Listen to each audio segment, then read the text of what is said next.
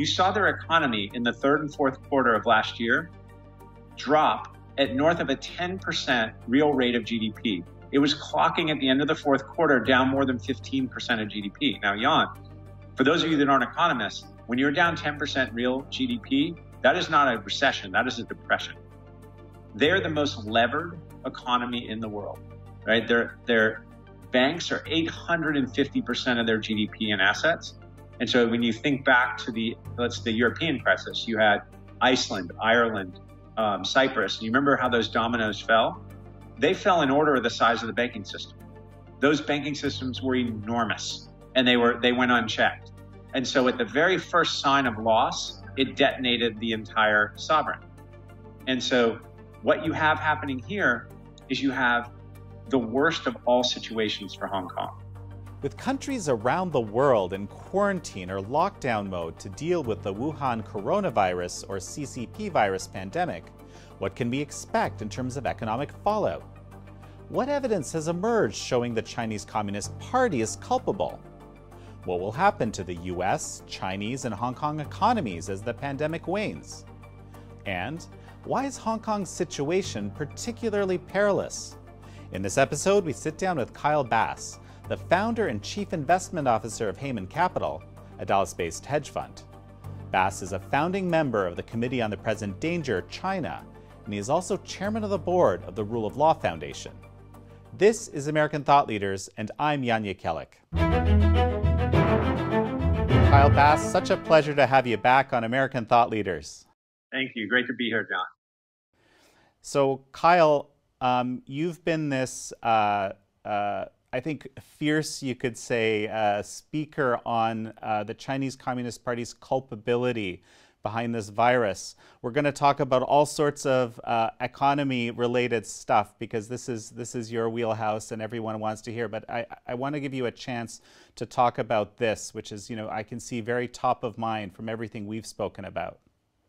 Yeah, so I just think it's important for the press to really think about, the world to think about, what really happened in a timeline, and not some conspiracy theory because China won't allow us in and allow our scientists in to try to find patient zero in the origin of the virus.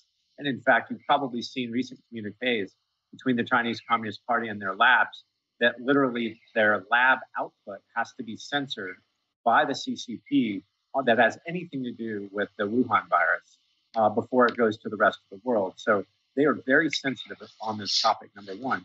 And number two, if you look back to the timeline and you understand what happened, China has an enormous culpability. They actually have a legal liability and one that's a financial liability that I don't know if you've seen various interviews in the last few days of U.S. legislators, but there is a growing tide of not only resentment, but a growing tide of people in the legislative branch of the U.S. and the U.K. governments, and now it's bleeding into Australia and Canada, where they're starting to say that we need to use the rule of law, the U.S. rule of law, the British common law, to start talking about reparations and getting the Chinese government to pay for their malign actions. And I think it's important to note, December 31st, there were already 104 cases and 19 deaths in Wuhan.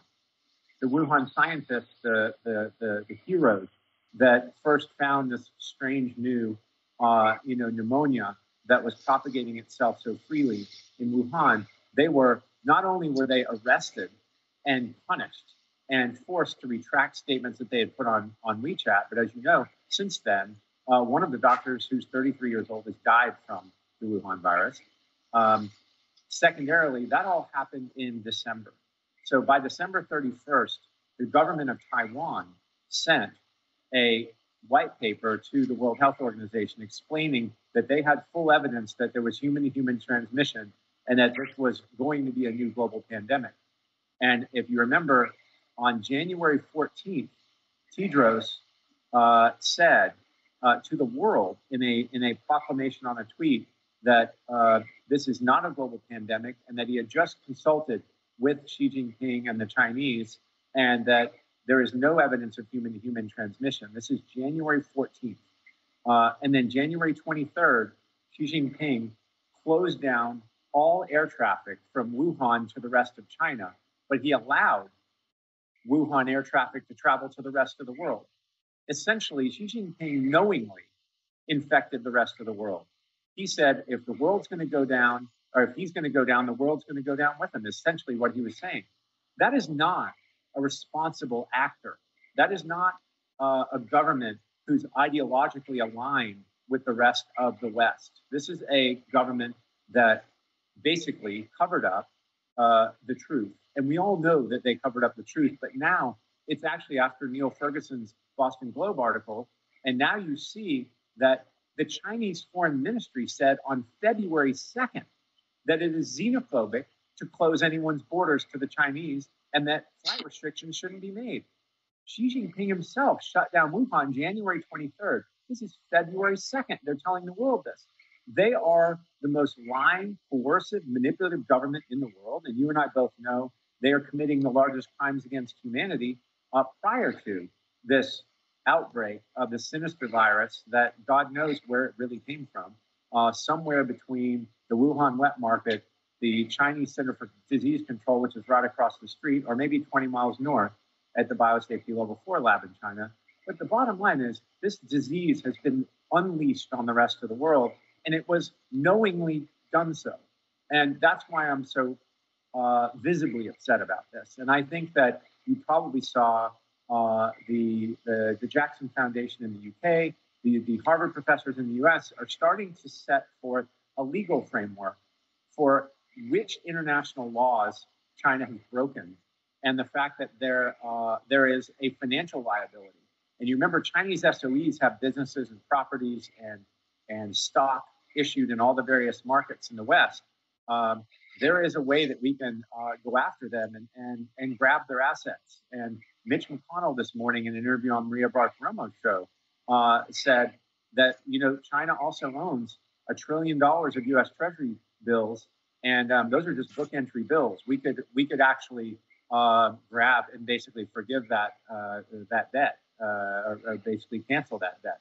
There are plenty of things the government can do here to make China pay for its actions. And the beauty of all that, Jan, is, one thing we'll never be able to do.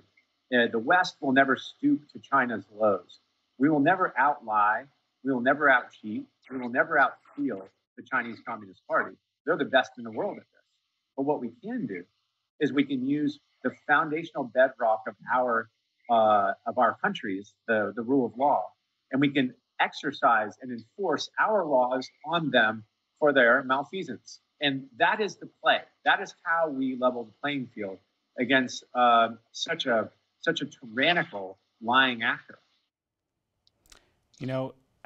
When you lay it out in this way, I'm kind of aware of all these facts, but I mean, the culpability is so obvious, right? It's almost like it takes an extra level of, crazy spin doctoring to try to say, no, China is the hero. The Chinese Communist Party took care of everything incredibly well. And now, world, you should probably thank us for that.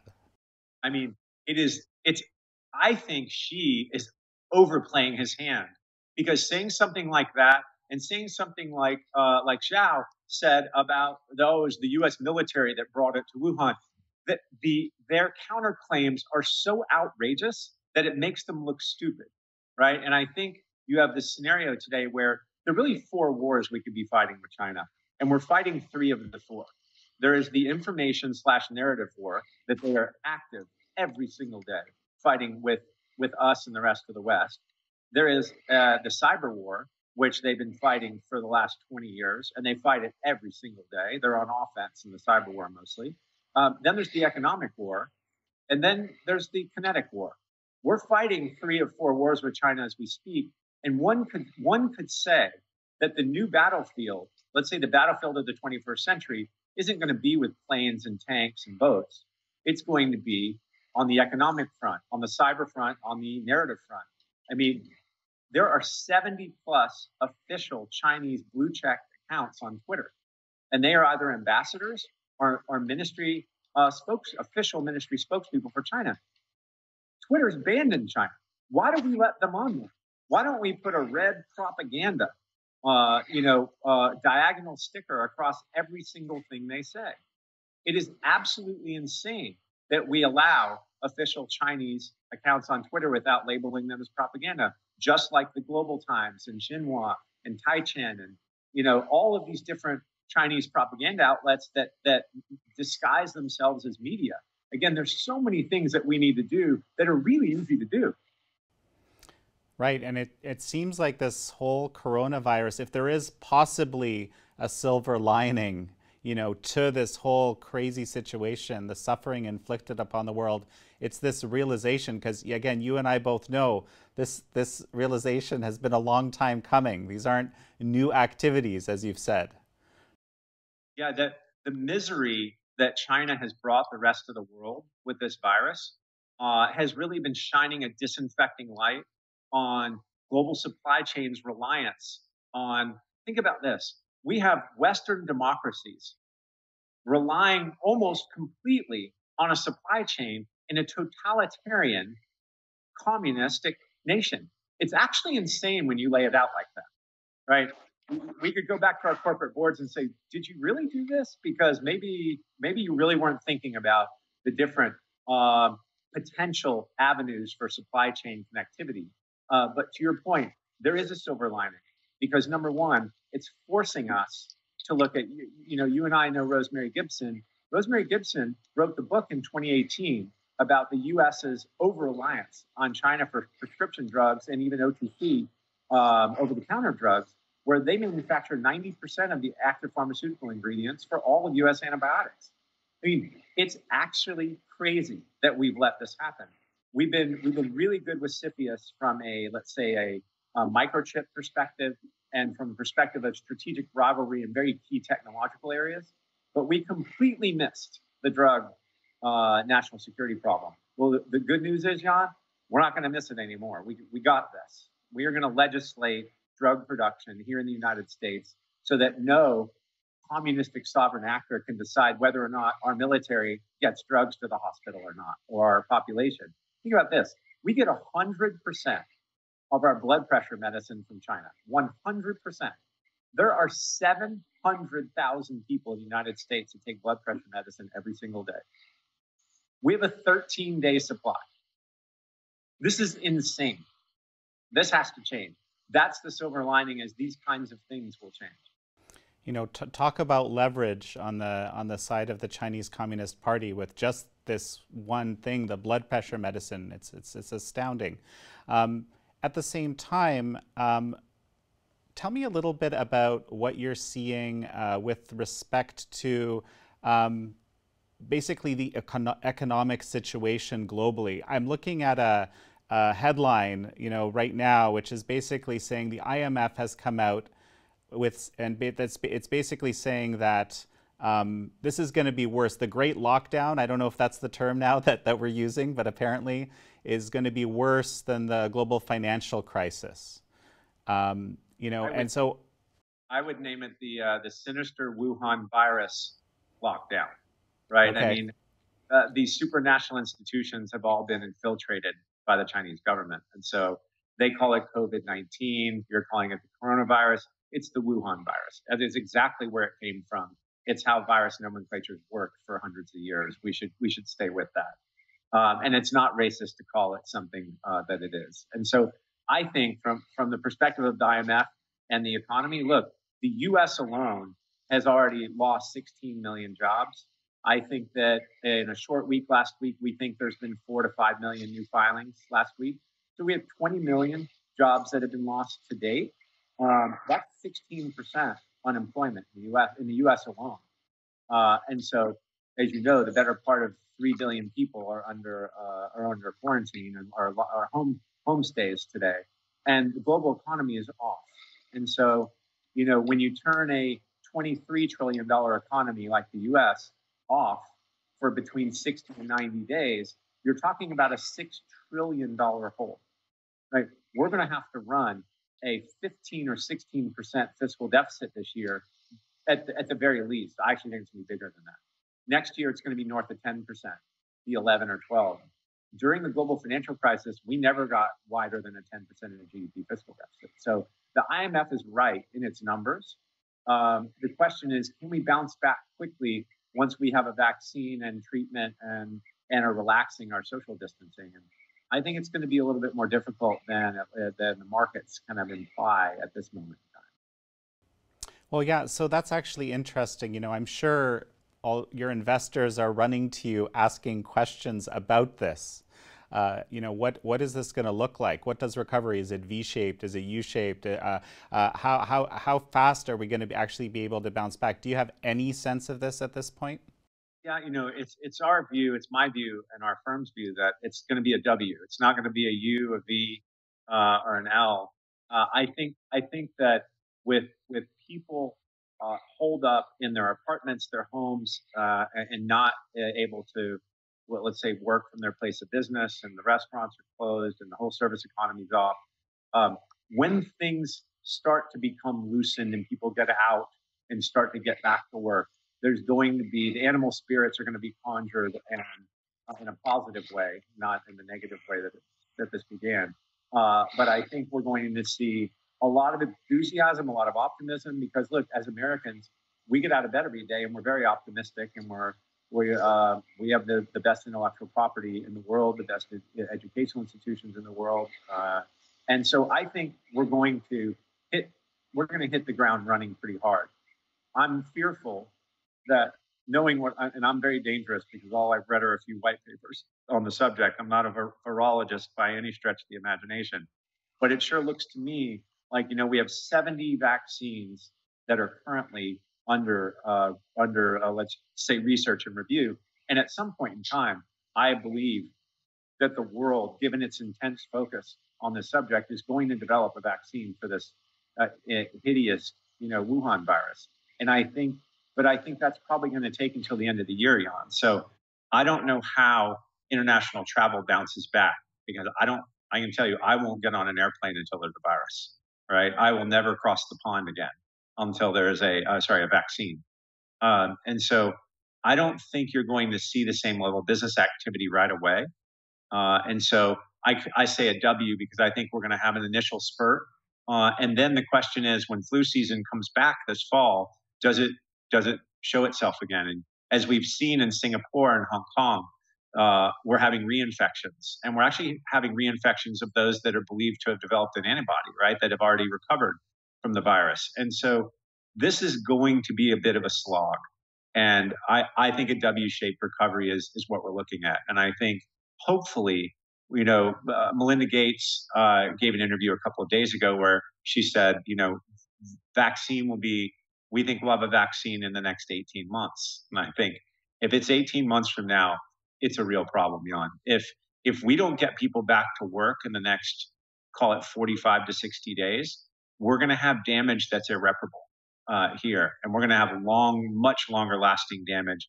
And it will also damage the psyche of all the participants. If you remember, there was a profound change in the proclivities of those that suffered the Great Depression. You remember this, that you probably heard from your father and your father's father, and about an aversion to debt, because it wiped people out back then. And not only did it affect that generation, we'll call it of the 1920s, 30s, 40s, but it also affected the baby boomers that were born to that generation, right? And so there were two entire generations whose actions were influenced by one very specific, horrible financial event.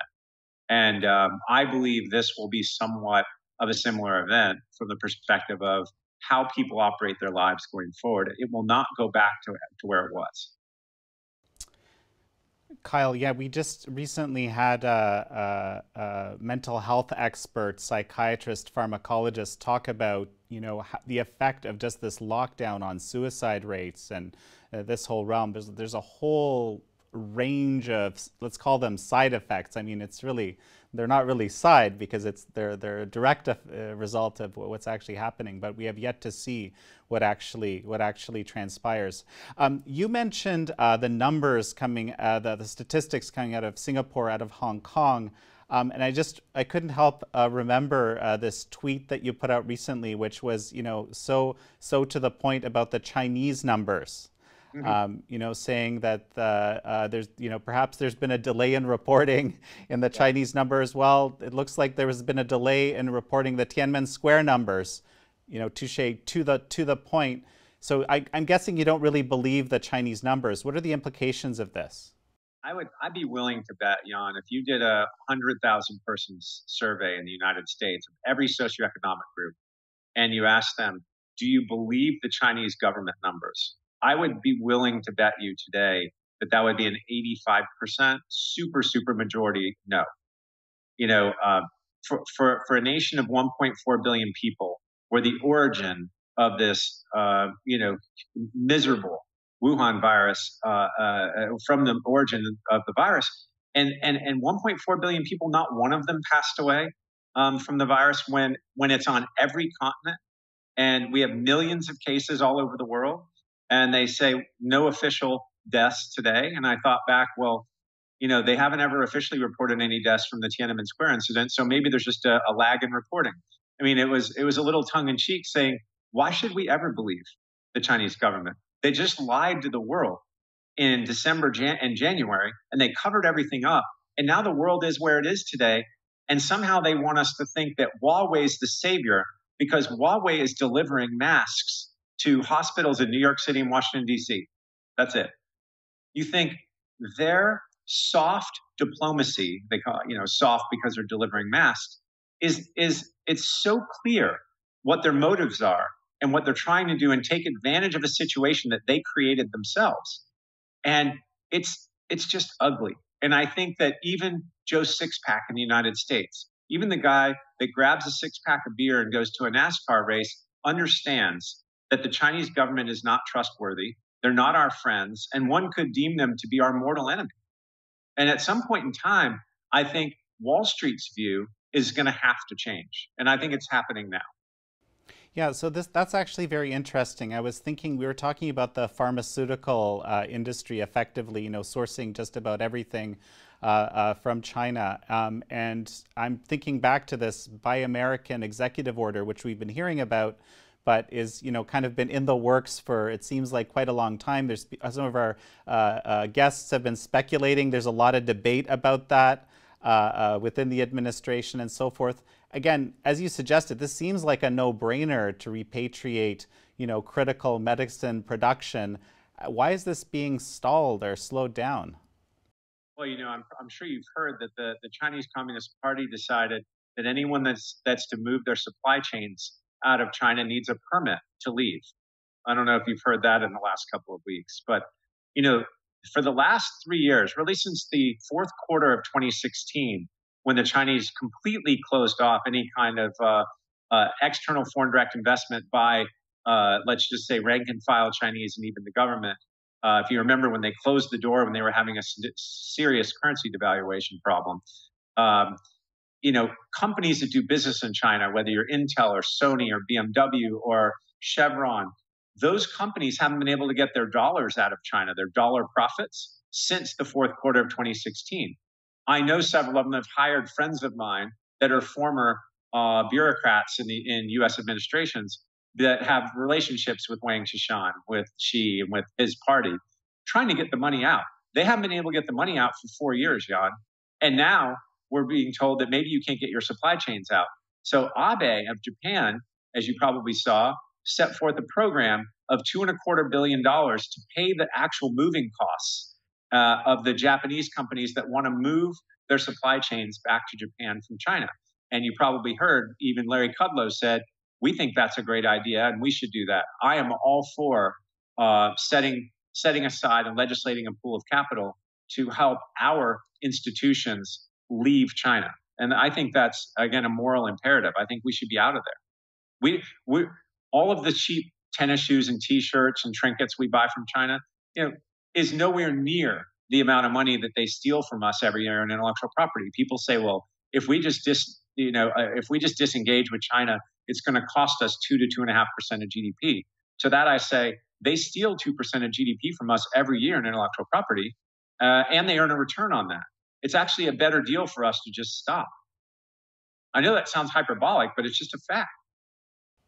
You've been a big advocate of decoupling, as it's called in jargon, basically, bringing the economy out of China, so to speak.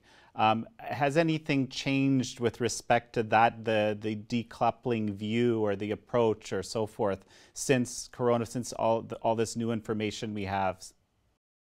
I think the beauty of the silver lining of this horrible virus is that it's going to accelerate this decoupling, right?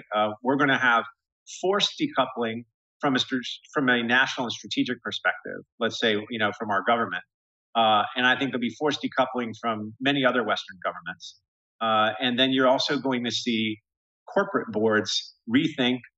They're going to be forced to rethink their whole supply chain immediately. So this is no longer we'll think about it next year, or maybe in our 3 or 5 year plan, we'll think about how to maybe open our next factory in Vietnam or Cambodia or Mexico or one of the other competitors to the Chinese factory floor. Now it's forcing everyone to do it right away. And that's a beautiful thing. So all this has done is speed up something that had to have been done in the past. People were just dragging their feet. Can you foresee a situation where the Chinese Communist Party just says, sorry, everything that's in here, we're keeping it? I mean, they've already done that in a few instances, right? The nationalizing of certain factories and so forth.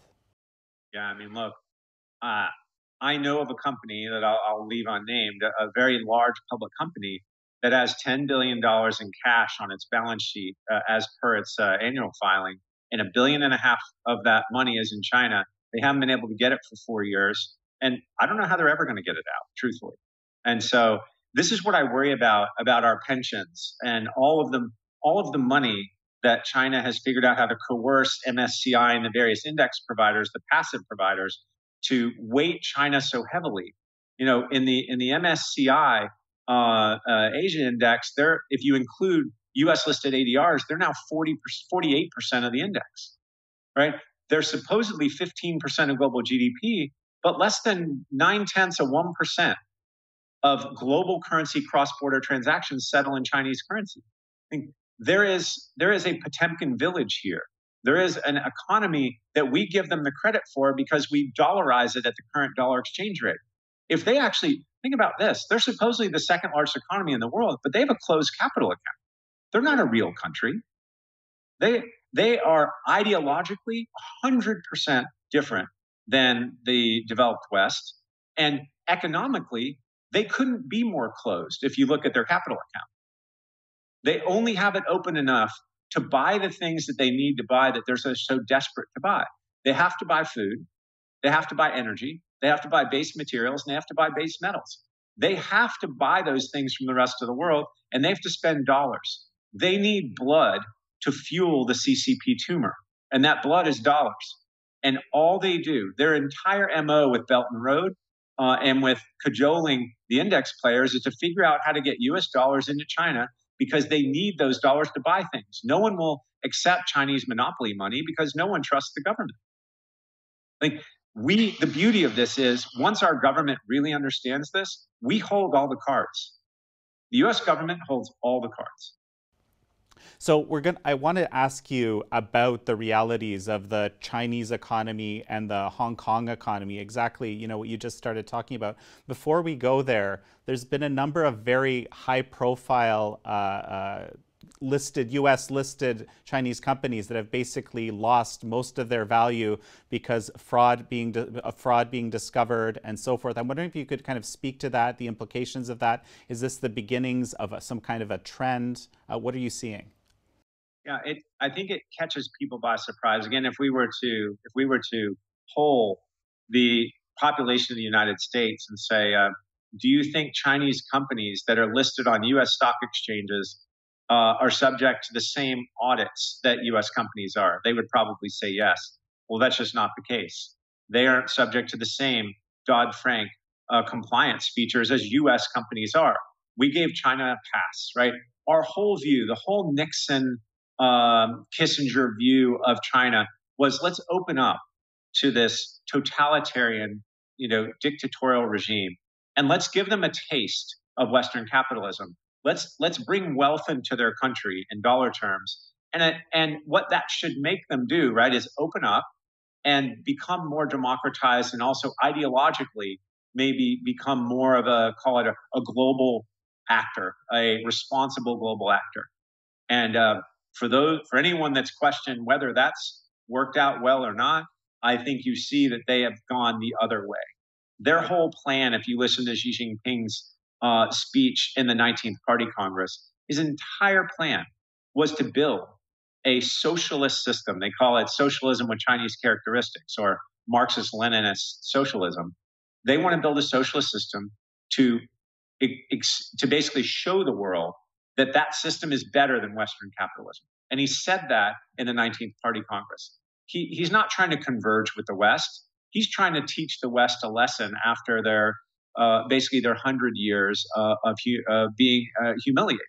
Call it post the Opium Wars in Hong Kong and Great Britain, won those wars. So I think it's important to note that they don't have any intention of westernizing or converging. And I think that when you look at, this is not a race for power. This is a simple ideological difference between two completely different cultures and governmental styles. And so I actually think it's intractable. I think this relationship's impossible to solve. And so when we get into the financial aspects of this is where the Chinese propaganda machine has been so effective. A lot of people don't know that every single joint venture with a U.S. or European financial firm in China, the chief economist, the chief Asian economist of that JV has to be a member of the Chinese Communist Party. So when you think about the fact that Goldman Sachs Asia chief economist must be a member of the Chinese Communist Party, Barclays Bank Asia, you name it, or CITIC, or even the Chinese investment banks, right? So everything that gets written about the Chinese financial system is through the lenses of the perpetrator, right? Through the lenses of the propagandist that wants to convey a message to the rest of the world. We all just ipse dixit, we give them the benefit of the doubt. And we say, well, yeah, they have a $13 trillion economy, $13 trillion economy. And, that's 15% of global GDP. They're the second largest economy in the world. And if you use purchasing power parity, many of the economists say, well, China's already wealthier than the United States. That is such complete crazy talk. But we just give them that benefit of the doubt of the US dollar exchange rate, which they manipulate on a nightly basis and a daily basis. They prop up their currency every single night in the foreign exchange markets. And their capital account is closed. Less than 1% of global transactions settle in their own currency. This is a house of cards. And if they were to open their capital account, how many wealthy Chinese people do you know that can't wait to buy more real estate in China and send their kids to school in China? They all want to send their kids to the West to learn from real schools, and they want to buy property that can't be taken away from them because we have a rule of law, right? So their capital account would collapse them if they opened it up. Their currency would drop 50, 60%, and then think about what their GDP would be. It wouldn't be 13 trillion, it would be 7 or 6, right? And so it's important to note that, again, we give them the benefit of the doubt of having this monstrous economy. It's big, all right, and they're influential to a certain extent, but it's nowhere near as big as they say it is.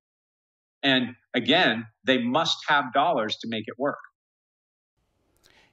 To your point with these Chinese Communist Party members, being the top economists, for the Asian operations of all these banks and financial firms and so forth, I think this CCP virus crisis, disaster has basically shown how the party, the political perspective or the survival of the party is always above all other considerations, even human lives for that matter. I mean, never mind talking about honest reporting of financial numbers. That's exactly right. I mean, when you look at a Marxist-Leninist socialist system or socialism with Chinese characteristics, it's always for the betterment of the party. They will trample human rights, basic rights of individuals in order to get to that goal. And they make no mistake about that. And we know what they're doing to the ethnic Uyghurs in northwest China and Xinjiang. We know what they did in Tibet, and we know what they've done to the Falun Gong and the Christians. And they religiously persecute anyone that doesn't hold President Xi or Secretary Xi above that of your God or whatever religion you want to practice. It's actually crazy what they do. And again, we give them passes.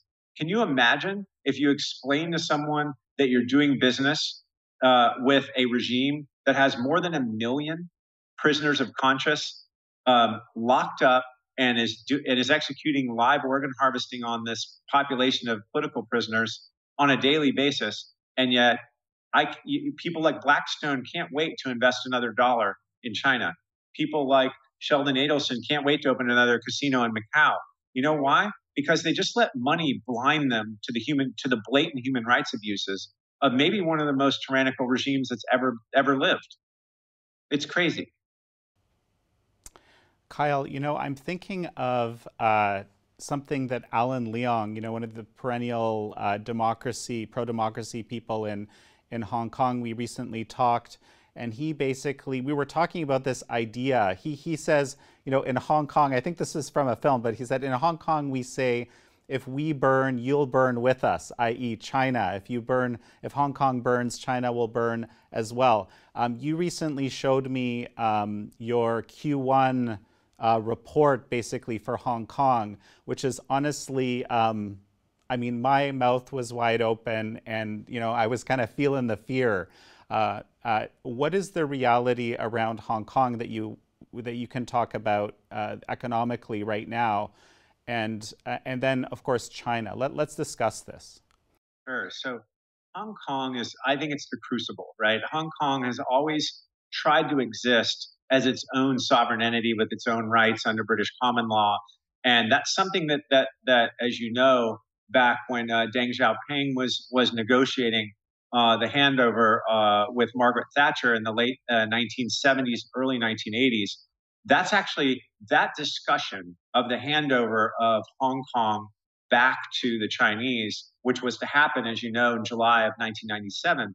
That discussion was being had in secret in the early 1980s. Well, when it got around to Hong Kong and around Southeast Asia, who had been enjoying British common law and essentially a vacation to British existence with a real respect for autonomy and human rights and everything that Hong Kong was so good at back then. When it got around that China was going to get its grimy mitts on Hong Kong, what happened? The currency actually collapsed. So between 1980, 1983, the Hong Kong currency fell 50% value, 50% value versus both the dollar and the pound. That's what precipitated the Hong Kong Monetary Authority to peg the currency to the dollar, because there were front page articles saying Hong Kong's a banana republic. It's going to be handed back to a communist party and no one knows what they're going to do with it. So that was a crisis that precipitated the peg. 36 years later, we are today. But even think about this. In 1997, so July 1st, 1997, that was the handover of Hong Kong back to the Chinese. July 2nd, 1997, the very next day is the day the Thai baht broke its peg and collapsed 60%. Okay, that's not coincidental, right? What happened during the handoff? If you remember, the Asian financial crisis happened during the handoff, 97, 98. You had an Asian crisis where all of a sudden they had borrowed a lot in dollars and their currencies collapsed versus the dollar, and it blew apart many of those countries. This was the fear of the handoff of Hong Kong back to the Chinese actually happening. So you had a crisis that precipitated it, which was a discussion of the handoff.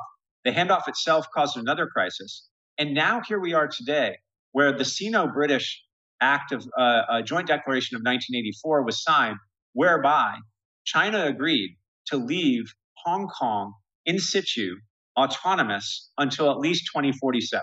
Right? That was the plan. 1997 to 2047. They agreed to do it for 50 years. Now, in 2047, it was just going to become another city in China. But there was going to be a 50-year grace period. Well, here we are first of all, in 2019, the Chinese government decided that they wanted to put through a very slick extradition policy whereby any crime the Chinese government alleged anyone in Hong Kong committed, they could simply grab them and extradite them. i.e., take all their personal freedoms away in an extrajudicial environment. And that's what precipitated the protests, right? And that bill floated through the Hong Kong LegCo in February of 2019, and the protests began in earnest June 1st. So you already had a significant uprising of the Hong Kongers, and you saw the better part of a massive part of their population peacefully protest in the streets of Hong Kong this last summer. And what did you see happen? You saw their economy in the third and fourth quarter of last year drop at north of a 10% real rate of GDP. It was clocking at the end of the fourth quarter down more than 15% of GDP. Now, Jan, for those of you that aren't economists, when you're down 10% real GDP, that is not a recession, that is a depression. They're the most levered economy in the world, right? Their banks are 850% of their GDP in assets. And so when you think back to the European crisis, you had Iceland, Ireland, Cyprus. You remember how those dominoes fell? They fell in order of the size of the banking system. Those banking systems were enormous, and they went unchecked. And so at the very first sign of loss, it detonated the entire sovereign. And so what you have happening here is you have the worst of all situations for Hong Kong. The Hong Kong leadership, Carrie Lam, is a failed leader. She's polling at 14% approval rating. You know, I say this in my office and laugh. I said, my doorknob could poll at 14%, right? You could easily get 14% of 100% with anything. So that's about as low as a political leader can get. She's finished. She'll be replaced one day very soon. The police of Hong Kong have lost the trust of the people. The people don't trust the police. They don't trust the leadership. The shelves are bare. They're on a full quarantine, and it's a failed state. Their GDP before the Wuhan virus was dropping at an annual rate of 15%. They have the most levered banking system in the world, and they're entering a full depression. So what you're going to see is this concept, this crucible of one country, two systems, be a complete failure, because ideologically those two systems can't exist together, right? These are mutually exclusive of one another. Either you have the heavy hand and a rule by law, or you have a rule of law that's respected, and everyone's autonomy and personal freedoms are respected, and so is fee simple property ownership and rights. That's all going to be taken away. I don't know if you saw this new person I showed you and I talked about this yesterday. Liu Hening was just put into place. The butcher of Tibet is who the Chinese Communist Party decided should rule or run the relationship between the CCP and China and Hong Kong. Liu Hening doesn't even speak Cantonese, and he's in charge of Hong Kong. So what do you think is going to happen next, Jan? So Hong Kong is this fascinating crucible of these two systems that can't coexist, finally bashing heads together.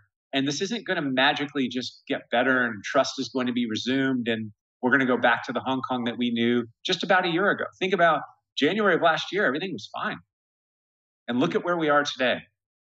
And by the way, we haven't seen any of the numbers since the virus lockdown. So you can't take an economy that's 850% levered to GDP in the banks and turn it off, which is what's happening.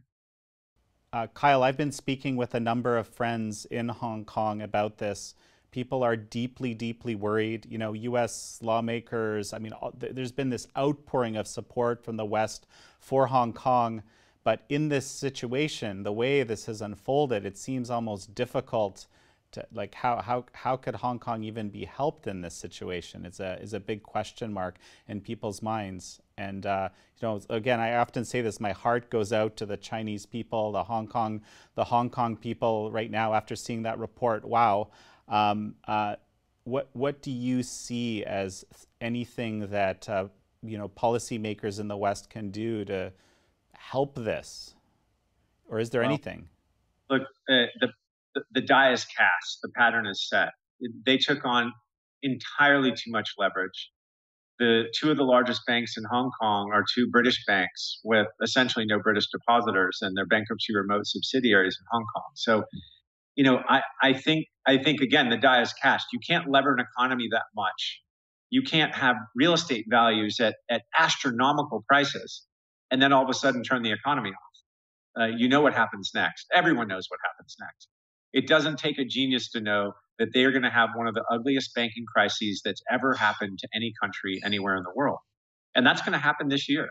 Even if we come back from the Wuhan virus in the next few months, Hong Kong's already finished. And so if, the good people of Hong Kong that have fought the good fight, for those that can leave, I think they should leave. I think that you and I both know the Chinese surveillance state is going to be reviewing all the videos of the protests, and they're just going to summarily incarcerate people and again rip their liberties away from them. Hong Kong is just going to become another failed city within China. That's what's going to happen, and it's going to happen 27 years too early. And we know the people that are going to execute it. And I know that's a grim view, but I can't see another way out of this for Hong Kong. There are 85,000 U.S. citizens that live in Hong Kong. There are 200,000 British citizens that live in Hong Kong. You can bet this summer that they are all going to leave. That's I think grim is the right term for a forecast. It is a very, very difficult situation, any which way you slice it. We've talked about this, I think, the last time we spoke, about how, Hong Kong is basically also the conduit through which the foreign direct investment goes into China. So now let's sort of open up the lens here. Let's look at China, the Chinese economy, and what's happening with it. And also, the situation you're describing, it seems like all of that is also going to dry up. And for that matter, another one to put in the back of your mind, how are the indexes responding to all this right now, frankly? Yeah, look, the index providers just claim that they practice free speech, very much like the ratings agencies did in the U.S. going into the crisis. Post-crisis, post-global financial crisis, the ratings agencies got regulated. These index providers in the U.S., the MSCI, the FTSE, all these other ones in the West, are unregulated in the U.S. They're actually regulated in Europe. Maybe the U.S. should look to Europe for regulatory oversight, because they set the gold standard. They decide where hundreds of billions of dollars get invested, and they're basically acting as fiduciaries, but they're not taking fiduciary liabilities. So I think these index providers should be in real trouble going forward, and we'll see that when investors. I just believe this money will never come back. I believe that, to your point, much of it will get stuck in China, and the relationship between the U.S. and China is only going to worsen going forward. What is the reality for the Chinese economy as we speak? They're saying, it's business as usual. Everyone's gone back to work. Of course, we don't trust the numbers. We know that, but there's certainly been some recovery that has happened. Where do things stand in your mind? Look, China's two largest trading partners by far are the U.S. and Europe. The U.S. and Europe are off. We're closed. We're at home. Our economies, our unemployment rates are skyrocketing into mid-double digits. Our businesses are shut down. Who is China selling anything to right now is all I want to know. If their economy's fine and only down a couple of percentage points and nothing to see here, it's complete BS. It's literally, their banking system is 350% of their GDP. They're uber levered. The leverage in their banks against real estate in tier 1 and tier 2 cities in China is enormous. And they're going to have a crisis just like we are. The difference between crisis within China versus crisis out of China is, look, in China, they control everything, right? How many times have you heard, yeah, but Jan, they're China. They do what they want. Internally, they print more RMB than any economy prints money anywhere in the world. They control the printing press, they control the police, they control the narrative, and they control the government. So internally, they can fix things by printing a lot of their money. Now, again, that makes their money worth a lot less when and if it ever converts to dollars, euros, yen, or pounds. But I think it's important to note that they have an enormous amount of leverage. They have a huge fiscal deficit. Their fiscal deficit was almost 14% of GDP before the crisis. okay? They were running a small current account deficit going into the crisis. And now the world's off. The IMF says global GDP, what did they say today? They would be down 3.5% instead of plus 2 or 3, right? Well, that's a major shift in global GDP, right? US GDP, if we get back to work, if we reopen our economy in the next 30, 45 days, our GDP will end up dropping 10 or 11%. That's what I think. That's what our numbers show us. If we don't get back to work in the next 45, 60 days, our GDP is going to drop a lot more, and it's going to be a real problem. So just imagine our leverage is our banks are 1 times levered to our economy. And off balance sheet, if you include Fannie and Freddie, it's about 1.3 times. China's 3.5 times levered, and Hong Kong is 8.5 times levered. So just think about kind of the negative convexity of those two situations. They have got their hands full. They've got 25 spinning plates, and when one plate drops, they're all going to drop. Tell it to me like I'm 5, okay? Why does that create a more combustible situation, let's say? Okay, so one only needs to look back at Iceland or Ireland or Cyprus, where let's say you had a GDP. Let's just, for argument's sake, let's say it was $100 billion, and you had $1 trillion worth of bank loans in your banks. So just imagine your GDP is $100 billion.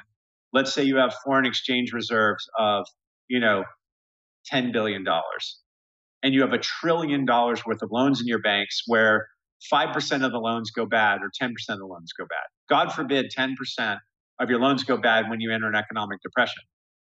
You're going to lose $100 billion, right? Just think about that. That is your entire economic output. That's 10 times your reserves you're going to lose. So that's why it's such an enormous problem when you let your banking system grow unchecked, which is what Hong Kong's done. Kyle, do you expect to see any change in the investment activity of, I talked about the index funds, of course, we talked about that, and then and some of these larger entities like CalPERS that use the indices to guide their investment, given these realities that you're outlining?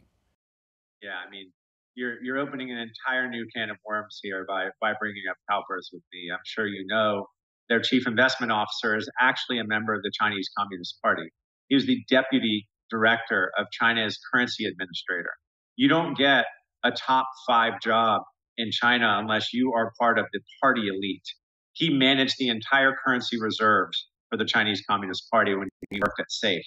And now he somehow, some way, has weaseled his way in to be the CIO of the largest pension fund in the United States, and he is shoveling dollars to China. Like, that in itself needs a full-scale investigation. He's already admitted to being part of the 1,000 Talents program, which I'm sure your viewers know what this is. There are about 70,000 members of the Chinese Communist Party that are instructed to infiltrate other economies and steal all intellectual property business methods, and any kind of secrets, and report back to the Communist Party. In fact, they have an award every year for the best theft, and they give $750,000 to $1 million, and you get a plaque. So this Ben Meng, that's the CIO of CalPERS, is part of the 1,000 Talents program and a member of the Chinese Communist Party. And that begs the question to me is, who is your fiduciary responsibility to? In theory, if you're a Communist Party member, there's no one higher than Xi Jinping, even whatever god you want to worship. And yet, if you're the CIO of a massive pension fund, you must have a fiduciary responsibility to the teachers of California. I'm not sure where his loyalties lie. Actually, I'm pretty sure as to where they lie. And therefore, that situation in itself is crazy. How that happens in our country, I'm not sure. And we need to change these things. And what about the different funds like the Military Thrift Fund and these, which presumably don't have the same kinds of challenges that you're describing here, but have still made these decisions based on the indices? Have you heard anything about changes of approach? there's a way to fix this. If you anointed me to be, let's say, the head securities regulator in the United States, I could fix it with a few waves of a wand. It would actually be pretty easy. Number one, I would say any company that wants to list in the United States, forget about if it's just from China or from anywhere else in the world, you have to adhere to real audits just like U.S. companies do. You have to adhere to the same standards as U.S. listed companies. Let's just level a playing field. That's not being punitive. That's not being xenophobic. That's not being anything other than saying everyone's going to play by the same rules and everyone's going to live by the same rule of law. If we did that, 95% of Chinese companies couldn't be listed here, maybe 99%. And when I was in Washington, D.C., meeting with members of the House Financial Services Committee, the Senate Finance Committee, I was told literally by one particular member of Congress, he said, you know who was sitting in that seat yesterday, in your very seat, telling me why Chinese companies don't need to be adhering to the same standards as U.S. companies? And I said, who? He said, the head of the Chinese Securities Regulatory Commission, the CSRC, the Chinese version of the SEC. He was lobbying U.S. Congress members sitting in their offices, explaining to them that it's a national secret, that every person and every audit within any Chinese SOE is a state secret and therefore it can't be audited.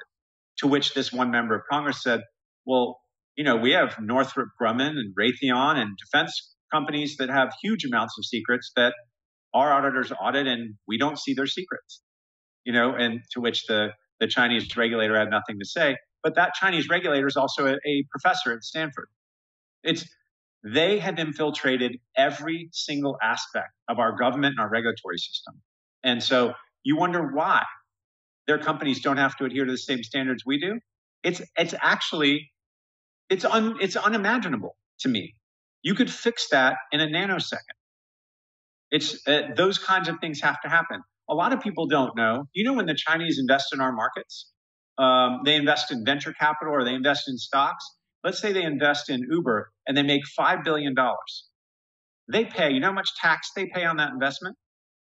Zero. Not a penny. They don't pay a dime of U.S. tax for capital gains, whether it's short-term or long-term. It's a zero. How many people that watch Epoch Times know that? That is such a simple thing.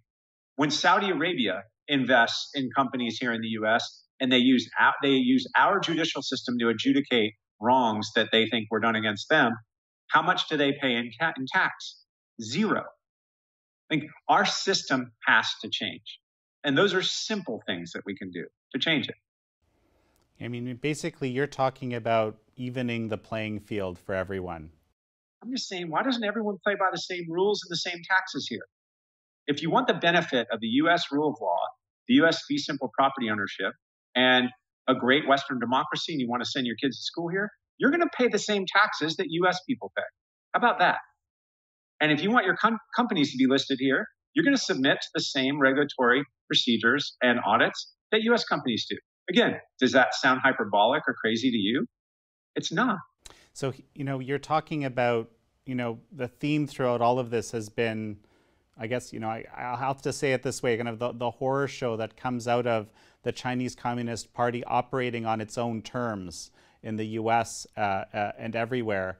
The situation that you're describing economically, seems to be a threat to the Communist Party. A number of folks that have been on the show have talked about this. I'm wondering about your thoughts, and we'll finish up with that, I think.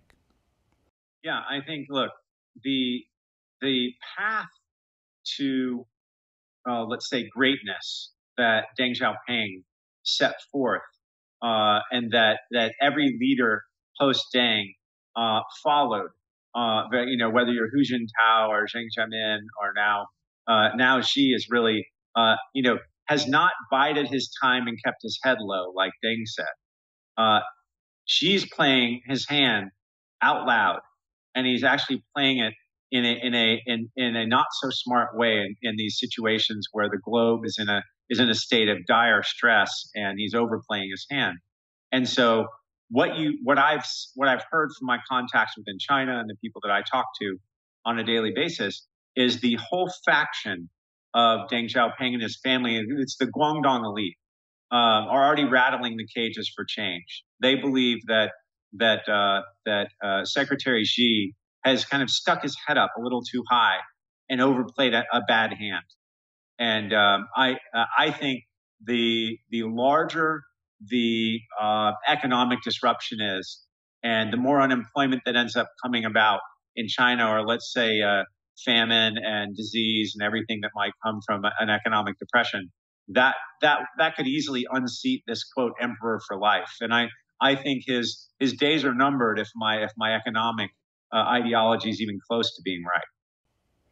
You know, you think they might try to use him as a scapegoat? This is like when the military conducts a coup, and as we saw in Turkey, right? A coup has a binary outcome. Either you're going to win, or you're going to die, or get thrown in jail. And so I think this concept of somehow overthrowing Xi is a very, very dangerous game for those that play it in China, and I think everyone knows that. But I'm hearing the rumblings already, and we'll see if those come to fruition. Yeah, I mean, the reason I'm asking is that just because you change the head doesn't mean the Chinese Communist Party changes, right?